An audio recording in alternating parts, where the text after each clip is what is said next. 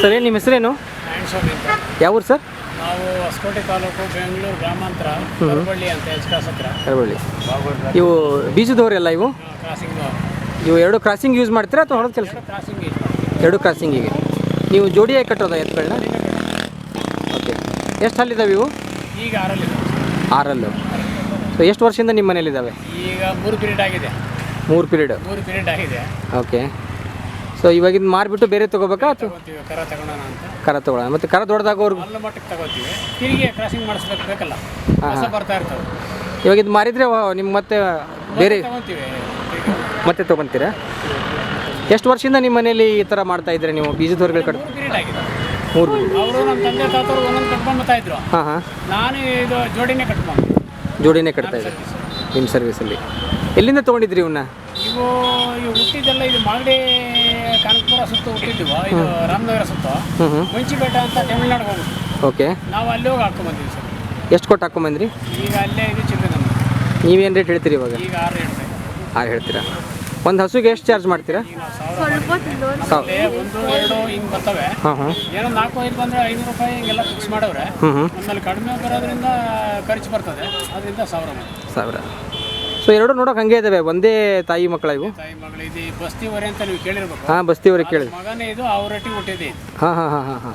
ಚೆನ್ನಾಗಿದೆ. ರಾಜಣ್ಣನ ಮನೆಯಲ್ಲಿ ಹುಟ್ಟಿದ್ದೆ ಇದು. ಅದು ಅಲ್ಲೇ ಪಕ್ಕದ ಹಳ್ಳಿದು. ಅದು ಎಲ್ಲಿಂದ ಅಂತ ಗೊತ್ತಿಲ್ಲ. ಇದು ಬೇಬಿ ಜಾತ್ರೆ ಅವ್ರು ತಗೊಂಡಿದ್ರು. ಓಕೆ. ಎಲ್ಲಿಂದ ಬಂತದ್ದು ಕೆಲವನ್ನೆಲ್ಲ ಅವ್ರಿಗೆ ಗೊತ್ತಾಗಿಲ್ಲ. ಹಾಗಾಗಿ ಇದು ಕೂಟ ಅವರೇ ಸೇರಿಸಿದ್ರು. ಓಕೆ. ನಾವು ತಗೊಂಡು ಹೊಲದ ಕೆಲಸ ಮಾಡ್ತಾವ ಇವು? ನಾವು ಕಲಿಸ್ದೇ ಇದ್ದು. ನಾನು ಬೀಜದವ್ರಿಗೆ ಮಾತ್ರ ಯಾರಿಗೂ ನಾನು ಕೊಟ್ಟೇ ಇಲ್ಲ. ನಾನು ಯಾರು ಬೈಕೊಳ್ಳಂಗೆ ಇಲ್ಲ. ನಾನು ಎಲ್ಲ ಕಲಿಸೇ ಬೇರೆಯವ್ರು ನಾನು ದನ ಮಾಡ್ಬೇಕು. ಬೀಜದವ್ರಿಗೆ ಬೀಜ ಮಾಡೋರಿಗೆ ಮಾರ್ತೀರಾ, ಎತ್ತು ಮಾಡೋರಿಗೆ ಮಾರ್ತೀರಾ? ಬೀಜ ಮಾಡೋರಿಗೆ ಮಾರಿರೋದು. ಬೀಜ ಮಾಡೋರಿಗೆ ಮಾರಿರೋರಿಗೆ ರೇಸ್ಗೂ ಹೋಗಿದ್ದಾವೆ. ಆಂಧ್ರ, ತಮಿಳ್ನಾಡು ಇಂಥ ಕಡೆಗೆಲ್ಲ ಹೋಗಿದ್ದಾವೆ. ನಾನು ಬರೀ ಅವ್ರಿಗೆ ಕೊಡ್ತೀನಿ. ಮನೇಲಿ ಹಸುಗಳು ಎಷ್ಟಿದಾವೆ ಸರ್? ಸರ್ ಒಂದೇ ಇರೋದು. ಈಗ ಒಂದು ಕರ ಹಾಕಿದೆ. ಓಕೆ. ಬರೀ ಬೀಜದ ಹೋರಿ ಮಾಡೋದು ನಿಮ್ಮ ಸಂಪ್ರದಾಯ? ನಮ್ಮ ಸಂಪ್ರದಾಯ ಇದು. ಏನೋ ನಮ್ಮ ತಂದೆ ತಾತರ ಸಂಪ್ರದಾಯ ಬಂದಿತ್ತು ಅಂತಾರೆ. ನಾವದು ಇಟ್ಕೊಂಡೆ ಬಂದಿದ್ವಿ. ಇದು ಹಳ್ಳಿಕಾರ್ ಬೆಳೆ ಅನ್ನೋದೇ ನಮಗೊಂದು ಆಸೆ. ಇದ್ರ ಹಾಲು ಸಿಗೋದು ಭಾಳ ಅಪರೂಪ ಆಗಿದೆ. ಈಗ ಭಾಳ ಅಪರೂಪ. ಹೈಬ್ರಿಡ್ ಅಂತ ಆಗ್ಬಿಟ್ಟು ಭಾಳ ಕಾಯಿ ತೊಂದರೆ ಇದೆ. ಹೌದು. ಇದ್ರ ಹಾಲು ಮಕ್ಕಳಿಗೆ ಉಣಿಸ್ತಾ ಬಂದರೆ ಎಷ್ಟೋ ರೋಗರುಜಿನೆಲ್ಲ ಕಡಿಮೆ ಆಗ್ತಾ ಇದೆ. ಆದರೆ ಹಿಂದಿನ ಪೀಳಿಗೆಗೆ ಬರಬೇಕು. ಮುಂದಿನ ಪೀಳಿಗೆಗೆ ಹೋದರೆ ಜನ ಬದುಕೋದು ಕಷ್ಟ ಆಗ್ತದೆ ಸರ್. ಈಗ ಕಷ್ಟ ಆಗ್ತದೆ. ಹೌದು. ಇಲ್ಲ, ಅದಕ್ಕೆ ಇವಾಗ 1 kg ತುಪ್ಪ 3,000 4,000 ಮಾರ್ತಾ ಇದೆ. ಧಾರಾಳ. ನಮ್ಮ ಹುಡುಗನು ನೋಡಿ 11 kg ತಗೊಂಡಿದ್ದ. ಅವ್ನಿಗೆ ಅರ್ಧ kgಕ್ಕೆ 1,500 ಕೊಡ್ತಾವೆ. ಡಾಕ್ಟ್ರ್ ಹೇಳಿದ್ದಾರೆ, ಬ್ಲಡ್ ಹಾಕೋದು ಬೇಡ ಅವನಿಗೆ, ನೀವು ಇದನ್ನ ಹಾಲು ತುಪ್ಪ ಕೊಡಿ ಅಂತ ಹೇಳಿದ್ದಾರೆ.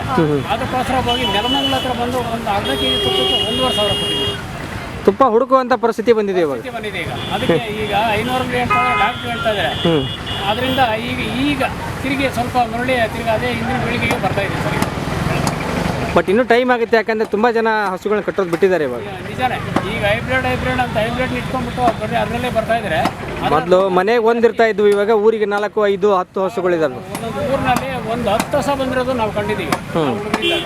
ಈಗಿಲ್ಲ. ಈಗ 1, 2 ಈ ಥರ ಹಿಂಗೆ ಬರ್ತಾರೆ. 10 ಮನೇಲಿ ಒಬ್ರಿಗಿರ್ಬೋದೇನೋ ಒಂದು ಹಸು. ನಿಜ. 10 ಇಲ್ಲ. ಈಗ ಏನೋ ಒಂದು ಊರಿಗೆ ಒಂದು 5 ಆಗ್ತಾ ಇದ್ದಾವೆ. 5 ಹಸುಗಳಷ್ಟೇ. 5 ಹಸ ಆಗಿದೆ. ಸರಿ ಸರ್. ಸರಿ ಸರ್, ಥ್ಯಾಂಕ್ ಯು.